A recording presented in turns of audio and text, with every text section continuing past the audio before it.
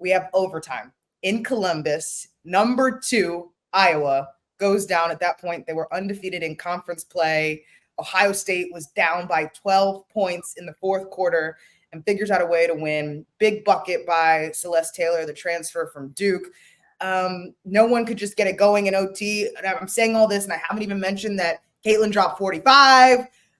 So much happened in that game. The atmosphere was amazing. Over 18,000 people. Honored to be on the call. There's so much back and forth. Meghan, your quick takeaways from the game itself. Cody McMahon looked like a first-team All-Big Ten selection, 33 points, a career high from her. But I loved what we saw from Ohio State. It was like a chess match almost we were watching. The Buckeyes are known for their press. They turn people over 22 times a game. That leads the Big Ten. Iowa broke the press within the first 2 minutes, and Ohio State took off the press. And I love that decision. I know it's part of their identity, but they weren't hung up on sticking with it because it wasn't working. And you have to be able to make adjustments on the fly if you want to win in this league, especially against a team like Iowa, who has such a smart player, and Caitlin Clark, who's controlling the game and the ball at all times. So was impressed with the coaching decisions, was impressed with Cody McMahon. Iowa went zone, and the Buckeyes did a great job of finding ways to get the ball inside, whether that be hitting the high post, forcing the zone to collapse, getting into the paint off the drive or a pass. They shot 49% from the field and 50% from three. It was just such a balanced, beautiful effort. Really cool to see that team win from Ohio State. At the beginning of the season, I went on record saying Ohio State was going to win the Big Ten Conference. Up until Sunday, I was incredibly wrong. But now after seeing what they did Sunday, they're playing like the team we thought they were going to be in the preseason on paper.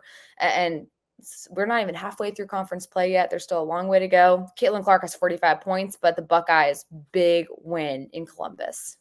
Okay, you mentioned where maybe, you said Ohio State was going to be number 1, and then, last couple weeks, everybody was like, okay, it's Iowa. You didn't mention the fact that you called the way that they should strategize against Caitlin, and it ended up working out. Break that down for us. So much of going against Iowa, there's a couple of parts to it. You can beat Iowa in a couple of ways. One way is trying to keep it in the 60s with Iowa. They love to play fast. They score at a high level. Their other loss besides Ohio State was to Kansas State earlier this season, and they were held to the high 50s, low 60s in that game that they lost. The second way to beat them is to allow Caitlin Clark to do what she does. She can score 45, 50 points, but you can't allow everybody else on that team to have a career night or get their average. And that's exactly what the Buckeyes did. Caitlin Clark had 45 points. Molly Davis had 18. But Hannah Stolke, Gabby Marshall, and Kate Martin were all held to under their scoring average on the season. They normally combine for 30 points a game total together. Yesterday, they only had 21 points together. So it was a huge factor trying to detonate everybody else. You can let Clark go off, but you can't let everybody else go off. And that's exactly what Ohio State did. Now we have to go to what transpired after the game. And if you are not familiar with the situation, students stormed the court at Ohio State. They just beat the number 2 team in the country. Student has their phone up, and you see it right here, and collided with Caitlin Clark. Before we get into your thoughts, let's hear what Caitlin had to say.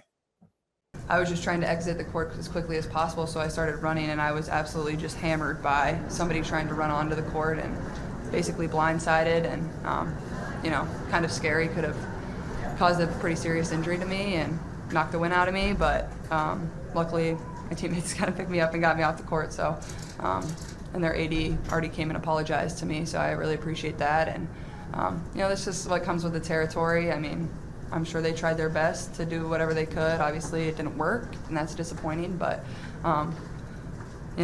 just focus now on the game and ways we can get better. Your initial reaction, Meghan? I don't like court stormings or field stormings to begin with. One, because I'm claustrophobic, and that's a hectic, high-stress situation for me personally. But two, there's such a high risk of getting hurt because you have no control over your surroundings or the situation. In a situation like what transpired against Ohio State, I understand the excitement. It's fun to celebrate with everybody, and you have the right to do it, absolutely. But there needs to be measures in place to protect the opponent that's in town. we talked about Northwestern. I said this on the air on NBC yesterday. Northwestern and Purdue men play at Welsh Ryan Arena. Northwestern wins that game, but Purdue was afforded the opportunity to safely exit the floor before the court storming started. You didn't have any injuries. Okay, everyone's able to safely get back to where they're allowed to be before all the chaos ensues.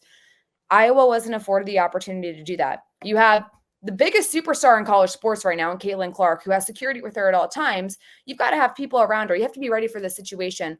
I know she was running at full speed ahead. It was an accident. That fan meant nothing by it. It looked like from the video, just like a crazy situation. But where was security? Why wasn't Ohio State prepared for this? You knew this was a possibility when the number 2 team in the country comes into play. It just felt so avoidable. And it's a shame that this situation has transpired and taken over. And by the way, it's taken all the attention from the fact that Ohio State beat Iowa and had this great game. And they're now, in contention to be a Big Ten championship team.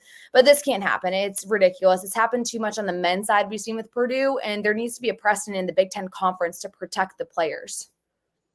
Robbie, your thoughts?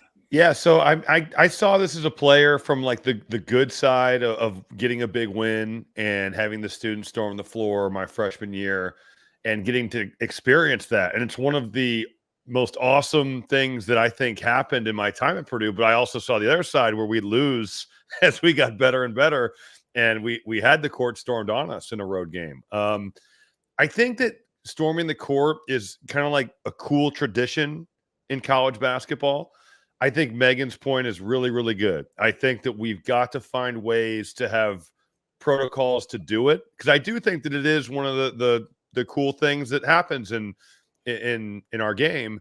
But the hard thing is, and in this situation, it wasn't like a last-second shot. But when you do have a buzzer beater, you can't just somehow get the other team off the floor. Like it has to be something like we saw at Northwestern, where all right, they're up 6, there's 10 seconds to go. There's no way for Purdue to win. They can touch the ball, clock starts, they kind of get to the side, and now the students do it. But then if you were watching around college hoops this weekend on the men's side, Memphis loses to Tulane, and a Tulane student, I don't want to call it a push. It was like a two-hand, more than a tap, less than a push to one of the Memphis players. Push? And it's like, yeah, exactly. Yeah. We, especially with alcohol being introduced into a lot of these stadiums, and you have emotions running so high and so much is at stake on the floor, we are lucky that nothing worse has happened.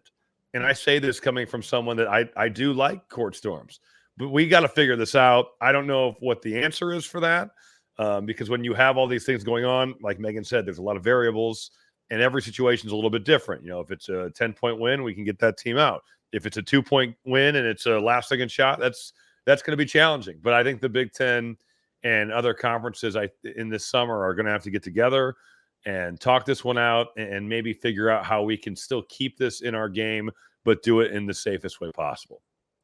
I'm glad that Caitlin seems to be okay. She says that she just got the wind knocked out of her. You were concerned a little bit as she was walking off because she really needed help to get back to the locker room, but seemed to recover by the press conference. And, multiple things are happening here. Meghan, as you mentioned, it was such a monumental moment for women's basketball to have 2 ranked opponents, a completely full arena. 18,000 people, and that people are storming the court for a women's basketball game.